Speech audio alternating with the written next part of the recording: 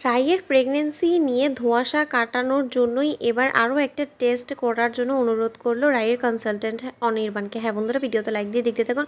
অনির্বাণ রাইকে নিয়ে pregnancy check আপের জন্য যাওয়া মাত্রই ডাক্তারবাবু রাইকে একটু বাহিরে বের করে বলতে থাকে অনির্বাণকে যে, অনির্বাণ বাবু আমি আপনার সাথে কিছু কথা বলার জন্যই রাই দেবীকে বাহিরে বের করেছি। আমার কেন জানি না মনে হচ্ছে যে রাই এর মধ্যে যে সিমটমসগুলো আছে সেটা প্রেগনেন্সির হলেও সেটা প্রেগনেন্সি নয়। তখন কথা বলা মাত্র অনির্বাণ মুচকি হাসি দিয়ে বলতে থাকে যে, ডাক্তারবাবু আপনি কী বলছেন? আমি ঠিক ব্যাপারটা পরিষ্কার করে বুঝতে পারলাম না।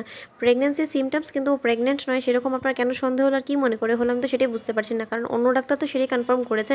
আর আমি আপনার সাথে এখানে কনসাল্ট করতে এসেছি কারণ আমি জানি যে শহরের সবথেকে বেস্ট ডাক্তারই আপনি, তার জন্য আপনার কাছে এসেছি। আমি আমার রাইয়ের জন্য সবথেকে বেস্ট জিনিসটাই চাই। তখন কথা বলা মাত্র ডাক্তার বলতে থাকে যে, আই নো যে আপনি অনেক বেশি এক্সপেকটেশনস নিয়ে আমার কাছে এসেছেন, কিন্তু তার শর্তেও একজন কনসালটেন্ট হিসেবে আমারও দায়িত্ব যে যেটা সত্য সেটাই আপনার কাছে প্রকাশ করা।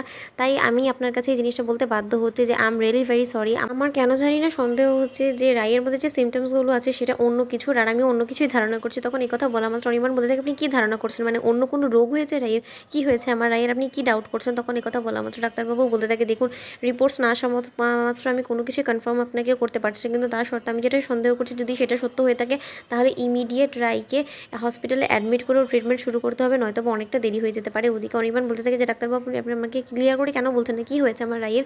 তখন কথা বলার মাত্র কনসালটেন্ট বলতে থাকে যে, দেখুন আপনি বরঞ্চ একটা কাজ করুন, আমি আজকে এই টেস্টটা লিখে দিলাম, আপনি যত দ্রুত সম্ভব রাইকে নিয়ে টেস্টটা করিয়ে কালই বা পরশুর মধ্যে আমাকে রিপোর্টসগুলো দেখান, তারপরে আমি আপনাকে নিশ্চিত হয়ে বলতে পারবো যে আসলে রাইয়ের শরীরে কী রোগ বা আশা বেঁধেছে। ওদিকে কথা বলা মাত্র অনির্বাণ বাইরে বেরো আসা মাত্রই রাই প্রশ্ন করতে থাকে অনির্বাণকে, কী ব্যাপার অনির্বাণ, ডাক্তারবাবু কী বলো তোমাকে? উনি আমার সামনে কেন বলতে চাইলো না? উনি কি এমন কোনো কিছু বলেছে? আমাদের সন্তানের কি কোনো রকম কোনো রিস্ক আছে?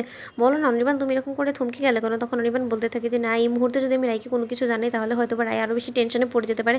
তার থেকে বরঞ্চ ভালো যে এখন কোনো কিছু না জানিয়ে ডাক্তারবাবু যেটা করতে বলো সেটাই বরঞ্চ করি, আগে গিয়ে ও টেস্টটা করিয়ে নিই। ওদিকে অনির্বাণ বলতে থাকে যে, রাই এখন তুমি কোনো কিছু প্রশ্ন করবে না, আমি তোমাকে যেটা করতে বলবো তুমি সেটাই করবে। ডাক্তার কিছু টেস্ট লিখে দিয়েছে, তুমি এক্ষুনি ওই টেস্টগুলো করো, তারপরে বাকিটা ডাক্তারবাবু আমাদেরকে পরশু বা তার পরদিন আমাদেরকে কোনো কিছু একটা জানাবে। তখন কথা বলা মাত্র রাই বলতে থাকে, কিসের আবার টেস্ট করবো?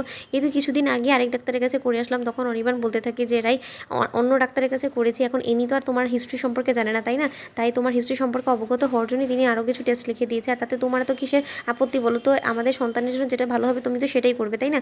তখন কথা বলা মাত্র রাই বলতে থাকে যে, ঠিক আছে বরঞ্চ তুমি যখন এত করে জোর করছো তাহলে বরঞ্চ এই টেস্টগুলো করে নিই। ওদিকে অনির্বাণ বলতে থাকে যে, রাই আমি কোনো মতেই তোমাকে অ্যাট এনি কস্ট হারাতে পারবো না, তাই যে করেই হোক না কেন তোমাকে বাঁচানো সেই সব কিছু আমি পথ অবলম্বন করব, যার ফলে কিনা আমি চিরকাল তোমাকে এরকম করে তোমার হাতগুলো আঁকড়ে ধরে বাঁচতে পারি, নয়তো বা আমি নিজে জীবিত থাকা অবস্থায়ও মরা মানুষের মতনই আমাকে বেঁচে থাকতে হবে।